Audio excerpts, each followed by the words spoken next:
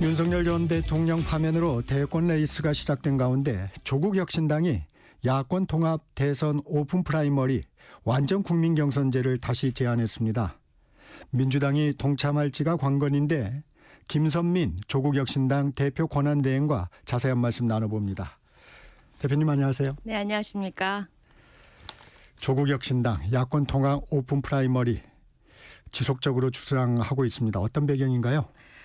우선 처음에 지난 2월에 저희가 처음 제안을 했습니다. 네.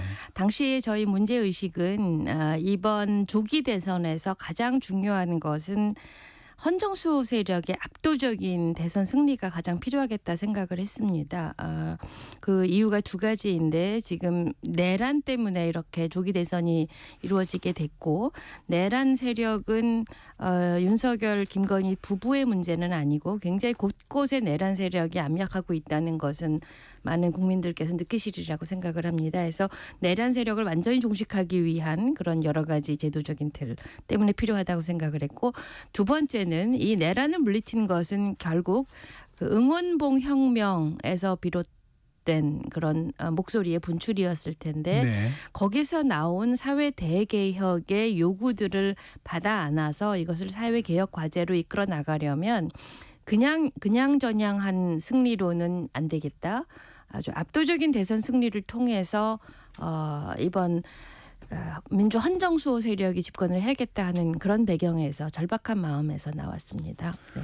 조국 혁신당에서는 어떤 후보들이 준비하고 있는지도 궁금합니다. 네, 그거는 저희가 후보는 오픈 프라이머리 방식으로 갈지 혹은 오픈 프라이머리가 관철이 되지 않았을 때 어떻게 할 것인지에 따라서 달라지기 때문에 지금 저희가 말씀을 드리는 것은 적절하지 않아 보입니다. 네.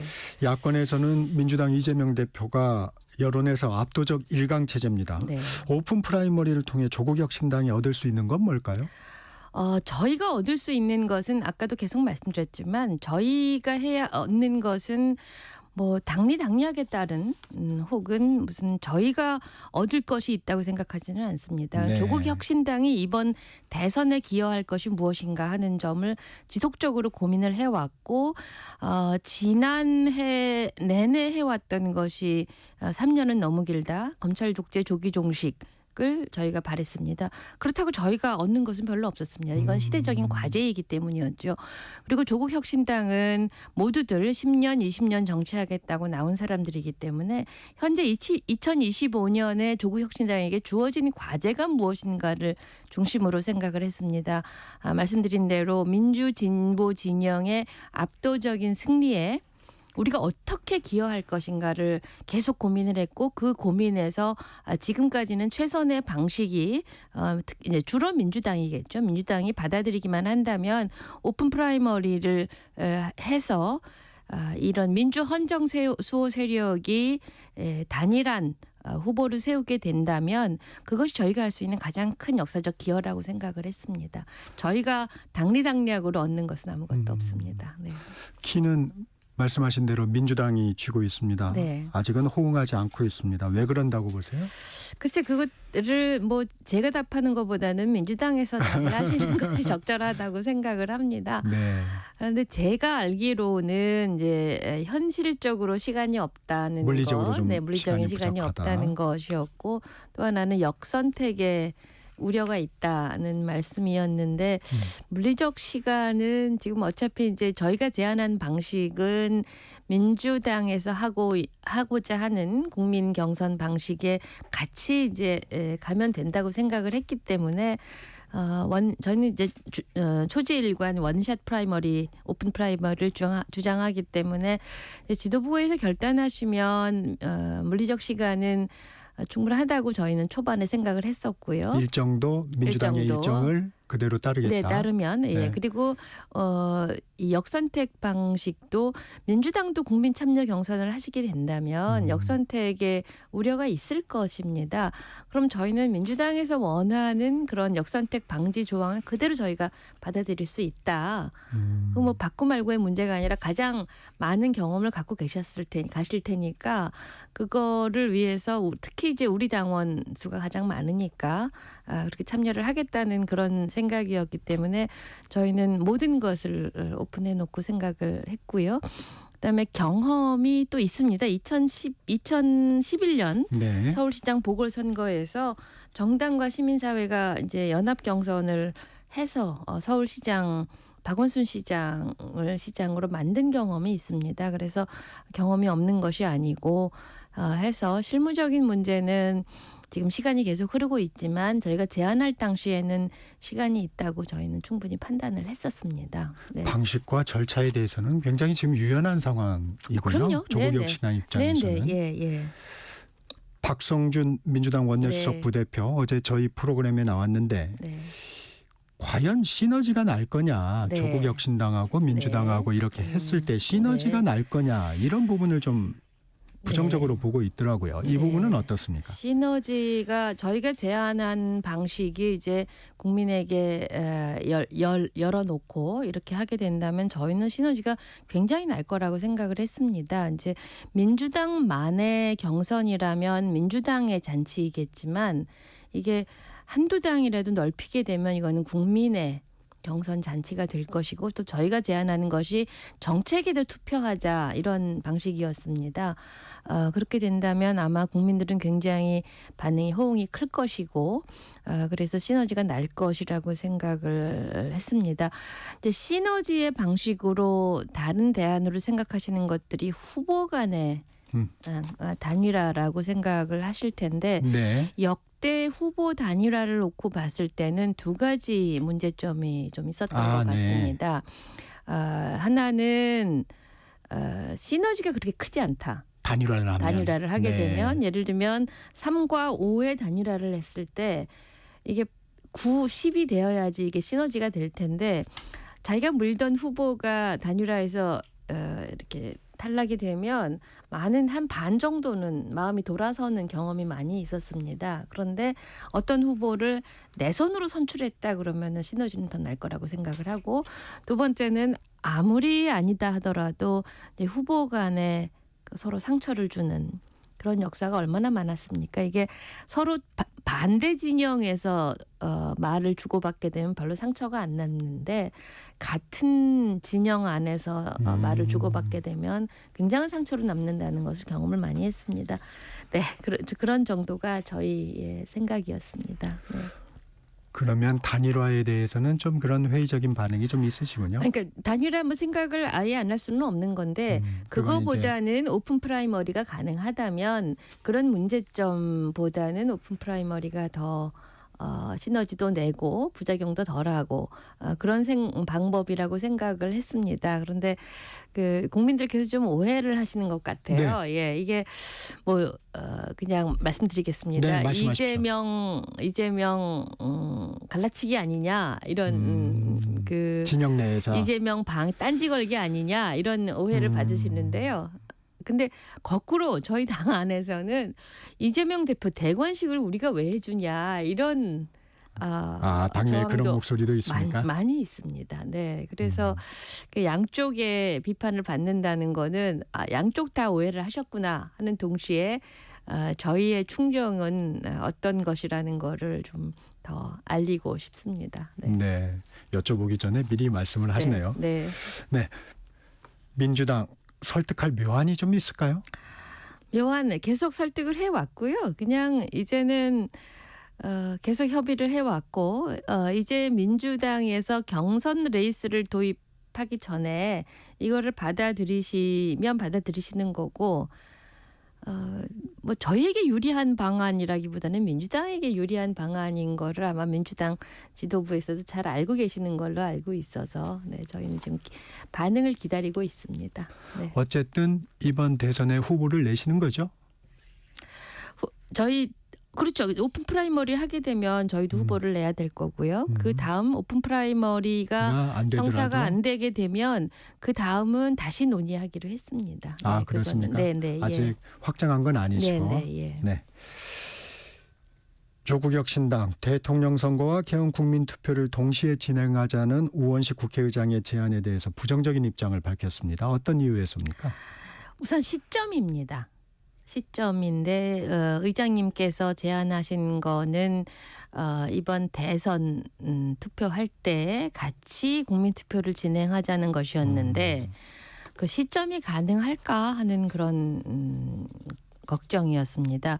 하지만 저희가 오해를 좀 불식하고 싶은 거는 네. 저희는 지난해 총선 끝나고 나서 한 달 정도 지나서 5월 17일에 이미 저희의 개헌안을 발표한 적이 있습니다. 아, 예. 네, 그게 권력 구조로는 대통령 4년 중임제 그리고 검찰의 영장 청구권을 헌법 조항에서 빼는 것, 그다음 헌법 전문 그리고 토지 공개념, 사회권 강화 등등 7개 항목을 헌법에 추가해야 된다. 헌법 조항 내용을 그렇게 하는 헌법 개정 방안에 대해서 이미 발표를 했고 그 방향으로 헌법이 개정돼야 한다는 거에 대해서는 저희 아직 바뀐 바가 없습니다. 그런데 그것들을 모두 논의하려면 2달 안에 그걸 논의해서 투표에 붙이기는 좀 어려울 것 같다. 특히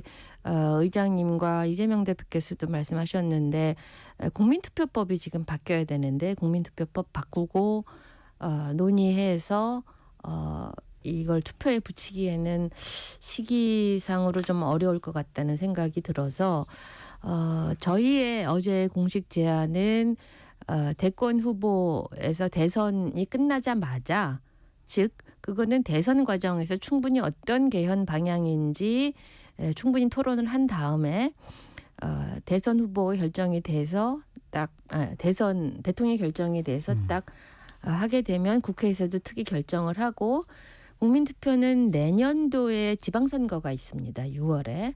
그 정도의 국민투표를 하게 되면 시간이 충분하지 않을까 하는 생각이 들고 또 국민투표일을 또 못 박지 않게 되면 또 한없이 미뤄지는 것이 뭐 개헌의 역사였습니다. 그래서 저희 생각은 대통령 취임하자마자 국회에서 특위 결정하고 그리고 내년 지방선거에서 투표를 하는 것이 현실적이지 않나 하는 것이 저희 생각입니다.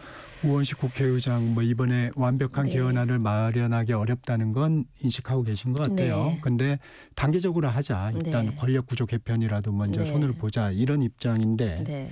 어떻습니까? 뭐 그 정도라도 합의가 되기만 한다면 뭐 저희가 뭐 크게 반대할 리는 없는데 그런데 그것도 이제 국민의힘하고 민주당, 조국혁신당 사이에 그렇게 협상이 쉬울까 하는 그런 어려움 점이 걱정이 되고 할 거면 한 번에 하는 게 낫지 않을까 하는 생각이 들고 또 하나 문제는 지금 계속 내란 옹호 세력이라고 일컬어지는 국민의힘에서 번번이 이 내란 국면에서 개헌을 국면 전환용 카드로 들고 나왔습니다. 그래서 이제 국민들은 개헌하면 내각제 개헌이라고 네. 오해를 하고 계시고요. 그 오해는 아직도 불식이 안 된 것 같습니다. 이제 어제 그제 오는 문자에 보면 왜 네. 내각제 하려고 하냐. 누구도 내각제 얘기하지 않았는데요. 그런 게 있고 그리고 또 국민의힘이 다시 이거 물타기를 할 수 있다는 그런 우려들이 있는 것이 사실이어서 네. 과연 국민들을 설득할 수 있을까 하는 점에서 조금 저는 어려울 것 같다는 어제 그제 국민들의 반응을 보면 이거 쉽지 않겠다 하는 저희는 심지어 내가 이 개헌에 대해서 이런 입장을 보였는데도 계속 저희에게 오는 문자는 왜 개헌에 찬성하냐 니네 왜 내각제 네. 하려고 하느냐 이제 오해이시긴 한데 지금 국민들의 상황이 지난 한 달간 특히 이제 그 구속 취소가 된 다음에 너무나 시달리신 것 같아요. 여러 가지 변수에 대해서 이제 상식적으로 흘러가지 않고 뭔가 사법 체계나 혹은 정치권을 불신하는 마음이 굉장히 심했고 그 불신의 마음, 걱정의 마음이 비로소 조금 이제 괜찮다 하는 게 지난 금요일이었던 것 같아요. 그래서 금요일 이후로는 어떠한 변수, 내가 모르는 어떤 말도 나는 받아들일 준비가 안 돼 있어 라고 생각하시는 것 같고 저는 그 마음이 충분히 이해가 됩니다. 그래서 지금 국민들을 설득할 수 있을까 하는 마음에서 네. 좀 우려가 국민의힘의 개헌 동참에 대해서는 국면 전환이나 물타기. 저는 그렇게 생각합니다. 네. 주제를 좀 바꿔보겠습니다. 네. 대통령직에서 파면된 윤 전 대통령 네. 오늘 14일 내란 혐의 첫 정식 재판을 앞두고 있는데 네. 헌재의 선고, 형사재판에도 영향을 미칠 수밖에 없겠죠? 당연히 미칠 거라고 생각을 합니다. 형사재판에서도 윤 전 대통령 측은 절차적 적법성 이 부분 아마 파고들겠죠? 네, 많이 어떻게 보십니까? 뭐 파고들겠지만 지금 이제 걱정이 되는 것은 지금 이 재판 절차도 문제지만 남은 죄들, 여죄들 네. 아직 기소도 이루어지지 않은 많은 죄들이 있습니다. 어떤 부분인가요? 예. 혹시? 우선 이 과거 내란 이전에는 고발사주, 그다음에 이태원은 이제 특별법 만들어지긴 했지만 이 양평 사저 그리고 네. 주가 조작, 양평 고속도로 그 명품백, 그다음에 네. 주가 조작, 그리고 뭐 새로 나타난 명태균 게이트, 그리고 내란 국면에서도 관전농성 체포영장 집행 방해한 사건, 네. 그다음에 비화폰 서버 정보 삭제 지시, 그다음에 최상병 수사 외압, 그리고 외환죄는 이번에 아직 해결이 안 됐는데 노상원 수첩에서 드러난 외환죄 의혹 같은 것들은 아직 기소조차 되지 않았기 때문에 이런 거 모두 다 수사에 착수를 해야 된다고 생각을 합니다. 근데 문제는 이것들이 반드시 이제 검찰 수사나 국수본 수사가 아니라 특검을 해야 된다고 생각을 합니다. 왜냐하면 물론 이제 윤 부부가 대통령직에서 물러났기 때문에 검찰이 수사할 것이다라고들 많은 국민들이 생각을 하시지만 여기에 연루된 수많은 사람들이 있을 겁니다. 대통령실도 그렇고 행정부도 그렇고 심지어 그 디올백 같은 거는 검찰에서 수사를 하는 한 이게 제대로 된 수사가 될 거라고 생각하는 사람은 없습니다. 해서 이것은 반드시 특검으로 해결해야 할 문제이고 이거는 아무리 시간이 가더라도 저희는 반드시 관철해 내야 할 그런 사건들이라고 생각합니다. 특히 그 과거의 사건들이 있는데요. 대통령 당시 이제 2022년 대선 당시에 선거법 위반 사건, 도이치모터스 주가 조작에 대한 발언 네. 이 있습니다. 그거는 제가 듣기로는 공소시효가 한 4개월 남은 것으로 알고 있고 도이치모터스 주가 조작 사건은 한 공소시효 한 2달 남은 것으로 알고 있습니다. 네. 이거를 검찰이 그냥 그 사이에 흐지부지 해버린다면 그거는 영원히 밝히지 못할 사건이 되기 때문에 특히 그 두 사건은 빨리 조속히 특검을 통해서 밝혀야 된다고 생각을 합니다. 도이치모터스 같은 경우에는 지금 검찰이 재수사 검토를 하고 있는 단계죠. 네, 검토를 하고 있는데 한번 그 이제 황제 그 수사 논란으로 이제 모셔놓고 수사한 그런 전례가 있기 때문에 검찰을 과연 믿을 수 있겠는가 하는 것은 많은 국민들의 의심입니다. 그래서 이 부분도 한번 걱정. 설명을 네, 좀 네, 해주시죠. 네. 어제 황운하 원내대표가 네. 심우정 검찰총장의 내란 가담 의혹 관련 상설 특별검사 네, 수사 요구안 맞습니다. 네. 발의하겠다고 네. 밝혔는데 네. 이게 어떤 내용이고 어떤 이유에서입니까?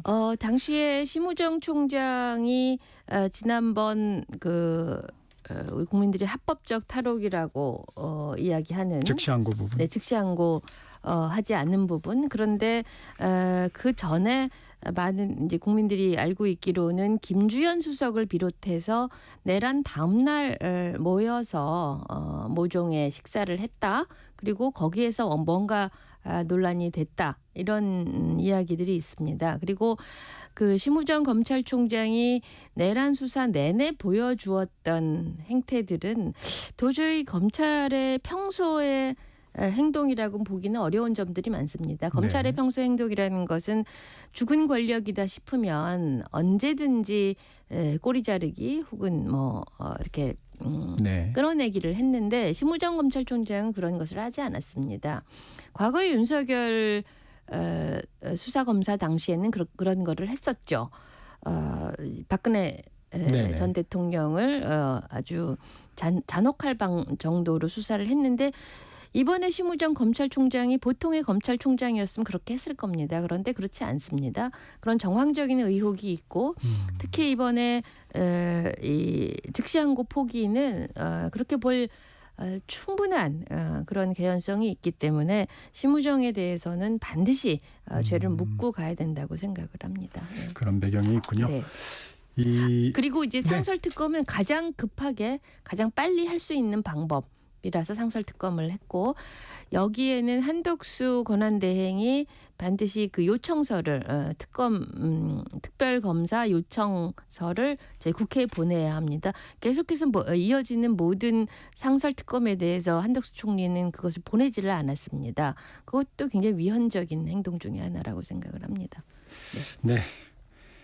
4.2 재보궐선거 얘기도 좀 여쭤보겠습니다. 조국 혁신당 민주당 후보를 누르고 당선이 됐습니다. 전남 담양군수 네. 선거였죠. 네. 민주당이 입은 타격 적지 않습니다. 승리할 수 있었던 배경 어떻게 분석하십니까? 우선 일할 기회를 주신 담양 군민 여러분께 정말 감사드립니다.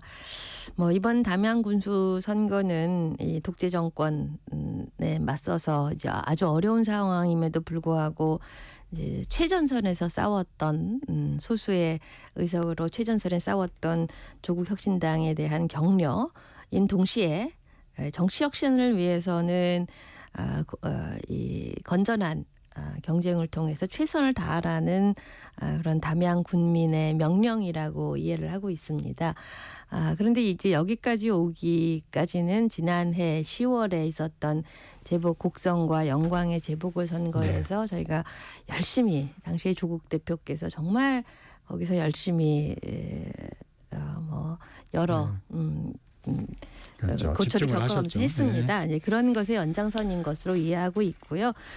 겸허히 저희는 받아들여서 담양 군민들의 그 행복한 생활을 위해서 더 열심히 노력을 하고 이제 곧 저희는 담양군과의 당정 협의회도 할 생각입니다. 현장에서 보시면 민심이 좀 어땠어요? 이게 민주당에 대한 이게 이제 민주당과 조국 혁신당이 네. 어떻게 보면 대결이어서 관심이 많이 갔는데 네. 현장에서 보면 작년부터 해서 호남 민심은 조국 혁신당에 굉장히 우호적이었습니다. 그리고 호남 주민들은 1대1 구도에 대한 아주 강력한 믿음을 갖고 계세요. 대통령은 민주당, 군수는 조국 혁신당이라는 정확한 그런 생각을 하고 계시더라고요. 네, 오늘은 여기까지 듣겠습니다. 김선민 조국 혁신당 대표 권한대행과 말씀 나눴습니다. 고맙습니다. 네, 감사합니다. 전격시사 1부 마칩니다.